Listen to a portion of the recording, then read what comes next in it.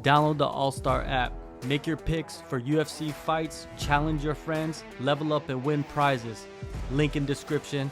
Get it now. All right, so UFC 309 in New York City, Madison Square Garden, where the Knickerbockers play. Do you know who the Knickerbockers are? Excuse me? The Knickerbockers.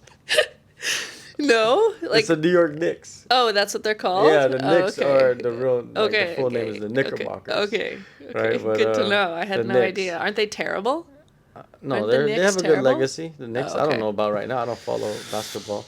But in that arena, the same arena, you'll have a contender, a flyweight contender matchup on the pay-per-view portion of the card between Karine Silva, the killer, against Viviane Araujo, VV. So they're both ranked. Yeah. So you got Araujo at number 9 and Silva at number 11, which is a pretty good position. So let's just jump into first with Karine Silva, 4-0 in the UFC. Yep, she's had a good run. 1-0 in the contender. So she came onto the contender series in 2021, got the second round submission, got the contract, and then after that, she's just been knocking off fools. Like first round finish. Yeah. Then she goes to the decision against Ariane Lipski da Silva. Well, we thought it was Ariane Lipski. Yeah. And we watched last week's show as Ariana da Silva. Right. She had changed her name because Right. she got married. Yeah. So we were all confused when she was fighting Jasmine, but it didn't matter. We predicted that, Yeah, we did. right? We Yep. like to the T. Yep. Second, I said late finish, second, third round finish, and that's what exactly happened. You said submission, right? Yeah. And then is that what happened? Submission? I don't know. Was it? I don't know.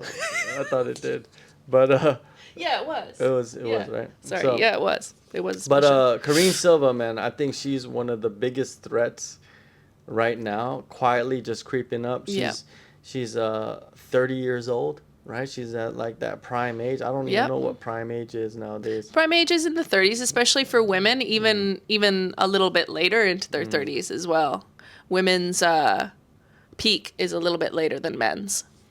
Scientifically proven. She's getting these submissions too. None of them are the same. Like a Darce choke, a knee bar, and a guillotine choke, which is like all crazy, like totally different positions. Knee bar, Darce choke, guillotine. That's like these are all different positions she's locking up submissions in. Yeah. And it's hard as fuck to get a submission in grappling, let alone in MMA. Yeah, Right. I know. And people it's don't pretty understand impressive. like how hard it is to finish fights. Yeah, well, I mean, it's one thing to do jiu-jitsu and just go for a submission, but then also to worry about getting punched in the face is a whole other ball game. Seriously. When I found that out, I did jiu-jitsu for so long, and then once I started doing MMA jiu-jitsu, I was like, this is completely different. But she has been like from what I saw, even in a couple of her fights, she's willing to just go for submission. She's totally game. The one thing though is she hasn't. I mean, Ariana da Silva was her definitely her biggest challenge. Yeah. Like her other fights, although No, like- Marina Moroz, she was ranked Yeah. for some time. And you know what's crazy about Marina Moroz? Like, she fought Marina Moroz back in 2014. Right. And lost her by submission. And then she meets her then again she in the comes UFC back. and submits her. I would say a UFC win is better than any sort of. For sure. And what's crazy about her, too, is she lost her first fight. Her first professional fight she lost. And after that, she ran off with 5 straight TKO wins. Damn, that's insane. She got raged. Yeah, I think like all of her wins have been finishes. Yeah, it's right? crazy. Like, look at Yeah. these head kick knockout, 32 seconds in the first round. Very cool. Arm bars, a lot of first round, second round finish, triangles, elbow finish, TKO, heel hook. She's like her submission game, like she might be the Charles Oliveira. Yeah, I mean, she might be. Yeah, she's definitely got some hype behind her, and for good reason. damn, we're all hyping her up. Yeah. Then we got the veteran on the other side, Viviane, Yep. Araujo, and man, she's been around for a long time. 11 fights in the UFC, 6-5. Been a ranked fighter for quite a bit of time right now. Yeah. Yeah, she debuted what 2019. Yeah, 2019. That's Okay. pretty wild, right? Yeah. 2019. She's been around. She's beaten some of the best girls, and but she hasn't really fought that much recently. It seems like, right? She's been like fighting like once a year, twice a year. Yeah. Yeah, she's not like Spread it because out a she bit. used to fight much more, but she's had a lot of cancel fight as well. Right. But yeah, her last fight was against Natalia Silva. Natalia Silva, who's probably ranked, I think she's ranked like number 5 or 6 or something like Is that she now. now? Okay. Yeah. So she's high up there. She's got a lot of hype. Yeah. And she's got a totally different style. They went strike for strike. I thought Araujo was going to be able to beat Silva, but her front kick is amazing, and Yeah. she's going to get around it. And her striking, her speed. And if she can have her speed and her cardio, Natalia Silva, she's going to beat a lot of girls, man. Oh, 100%. Yeah. It's just the style, right? So she comes back. Before that, she beat Jennifer Maia, who's not even in the UFC anymore. So yeah, her last fight was earlier this year in February against Natalia Silva, and she lost by unanimous decision. What do you think of Viviane? I think she's good. I think she's a good, well-rounded fighter. I mean, she's got good striking. She's tough as nails. You know, she's always like walking forward, and she can take a punch. That's for sure. And yeah, I think she's incredibly talented. You know, she's had just as you said, she hasn't fought very often, so it's kind of hard to see, you know, her development. But I think she is a good, well-rounded fighter, and she's a black belt as well. So this is gonna be Karine Silva's biggest challenge for sure, I would say.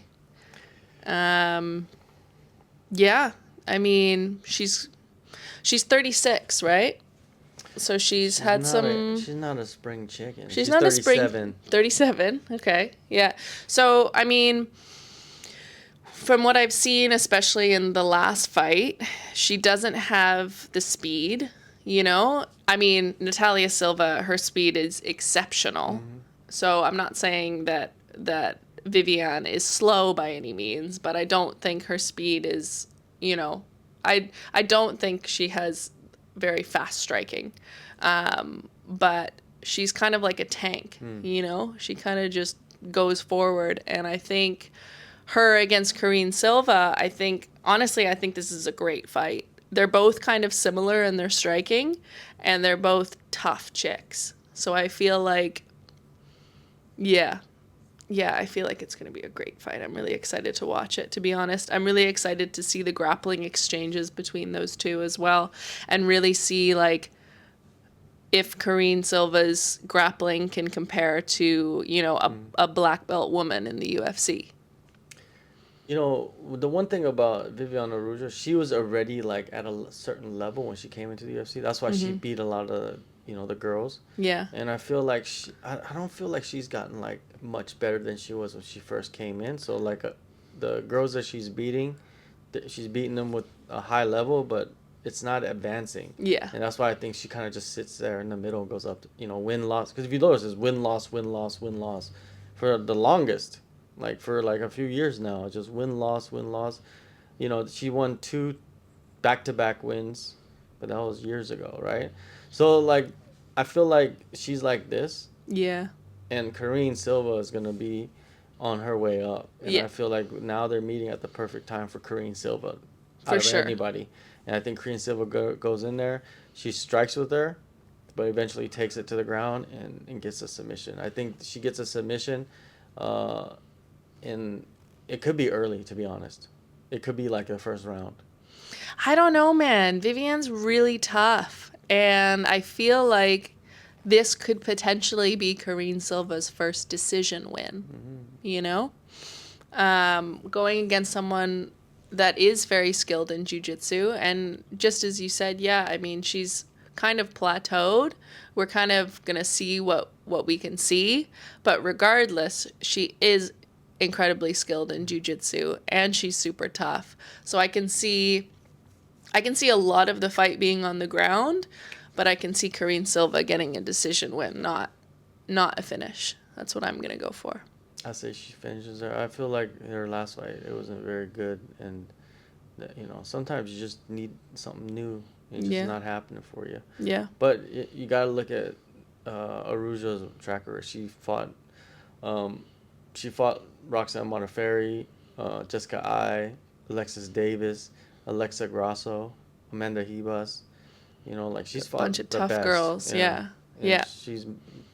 When she's fought the better girls, she's usually lost the fight. Right. But this one is a different situation. Now you got a prospect coming up, and now Vivi has to protect her position in the rankings. With this, I think Karine Silva goes in there and wins by submission. I think early, but who knows? Maybe it's late. Who cares? As long as she does. As long as she does, right? Yeah, I'm going decision win, man. Yeah. I know that her track record says first round finishes, but I think this is going to be her biggest challenge. And I think even having that in your mind as well, right? Knowing that this girl is going to be really tough, and knowing that she's a black belt, and knowing that the grappling exchanges are going to be probably more intense, than all of her previous fights in the UFC, that can fuck somebody up as well, right? Yeah. So, yeah, I'm going decision win.